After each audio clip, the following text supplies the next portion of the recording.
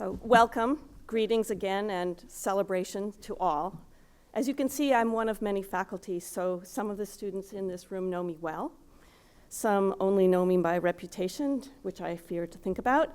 And most of you wonderful supporters of these amazing students, especially families and staff, well, that's not true of staff, especially families, don't really know me at all. But in this room full of love and pride, I wanted to say a few things about knowing that might actually be relevant to almost everyone. 4 years ago, many of the people in this room, who are now seniors, had several faculty talking heads at what we called orientation, as you were just beginning your COA journey. Dave Feldman and I kicked off the academics by talking about love, taking risks, and coming to know through experience. Dave told you that human ecology is a gerund. This year, someone thought it would be good to reprise that spirit of beginnings that are simultaneous with ends. Think of the gerunds. The beginning of college, the ending of childhood, the ending of college, the beginning of the rest of your life.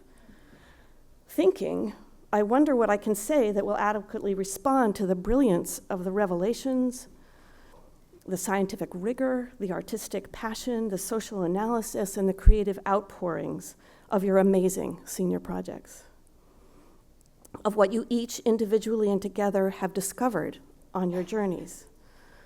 How can I do justice to the fact that you have come to know through experience, through taking risks, through courage and determination and effort? What thoughts and words might bring matters full circle? On the one hand, I'm confident that you don't need my words. You have arrived.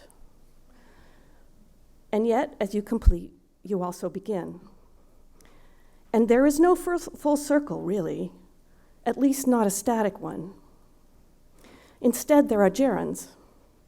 While it is commonplace to call graduations commencements, the thought is often a linear one about the next phase of life, like the next birthday. Yeah, I'm going to have graduation. I want to talk differently about knowing in time, about spirals or cycling through time. I want to talk about movement and consciousness, about realizations that recur. And ultimately, what I'm talking about is what it means to have a mind, to have worked with your mind, and to have struggled with everything that has confronted you over the past years and gotten you to this glorious, exhausting, exhilarating, and perhaps anticlimactic point. I want to talk about knowing in time. Right. So you may remember that not only did I speak about love and trust and risks and failure and courage and creative floundering at your orientation, I read you poetry, lines from Elizabeth Bishop and T.S. Eliot. I'm going to remind you of why, besides the obvious fact that I teach literature, I turn to those poets and poems. Of course, in a talk about time and knowing, why am I doing this? I can't possibly explain in any depth. So instead, I'm going to focus on two brief segments in the works that I quoted then, and share the way that for me they comment on your journeys, your spiralings through knowing in time, past, present, and future.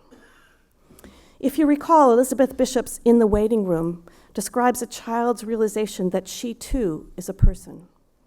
The realization horrifies yet empowers her. She has not only a name and identity, but also an awareness that marks her as one of them. What does it mean? Those of you who've been in class with me know the answer to that question is never simple or fixed, never sure. And yet, in our journeys through COA time, in our experience of this community and of human ecology, in your focus on what you have studied, there is much meaning, much purpose, much learning, and a great deal of knowing, including knowing that you're one of them. We all are one of them. Each one of us is one of those flawed humans that live on this beleaguered planet, knowing ourselves, if we are lucky, as both different and the same as the next bozo on the bus. Each special, yet not special.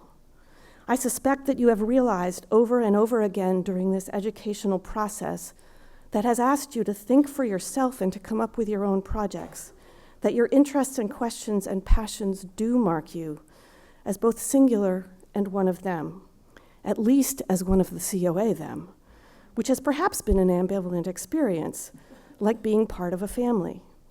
Your questions and perceptions make you you, but also help you to know yourself as the same and yet different from others. Because in having passions and curiosities, you come to understand and respect the passions and curiosities of others, as you have these last weeks in attending to each other's amazing senior projects with so much support and love.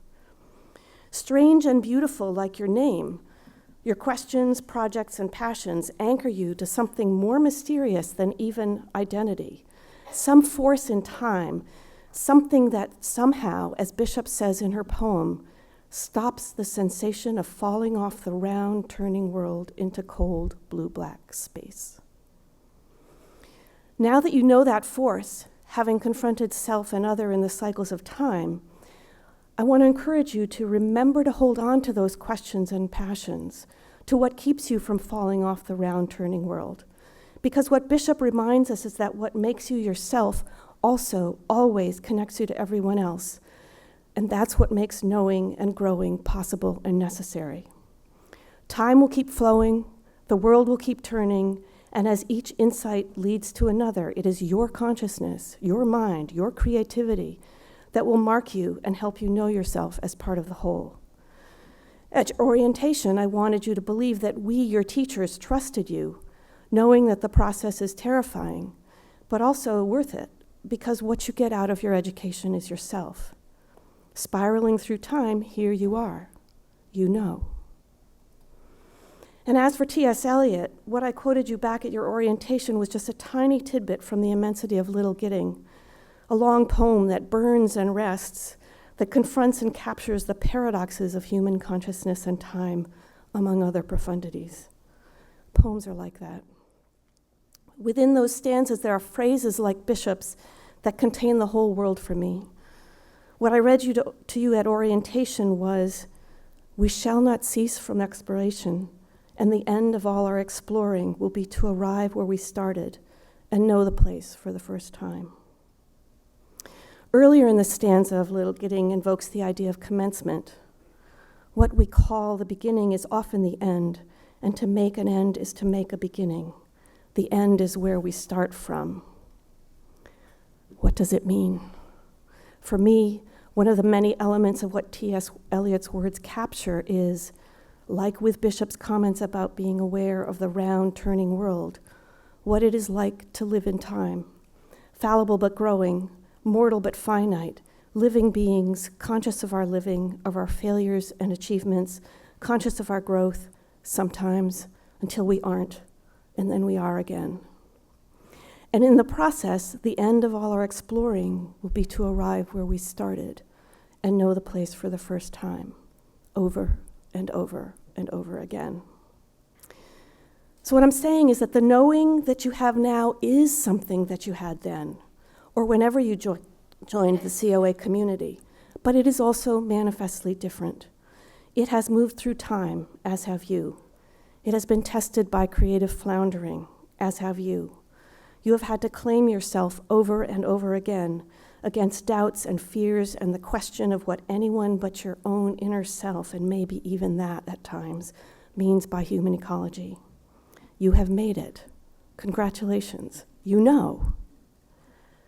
To spiral back, though, to creative floundering, to the process, we only know through time. Dave said, quoting Antonio Machado, "We make the path by walking." When we walk into the unknown, the process of walking makes the unknown known, but also where we came from known.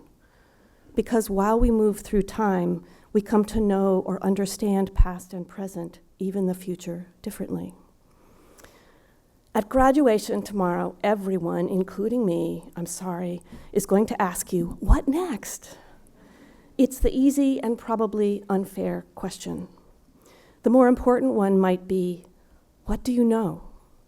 Of yourself, of others, of the world, of how you, with all your memories, are inhabiting this moment, this knowing.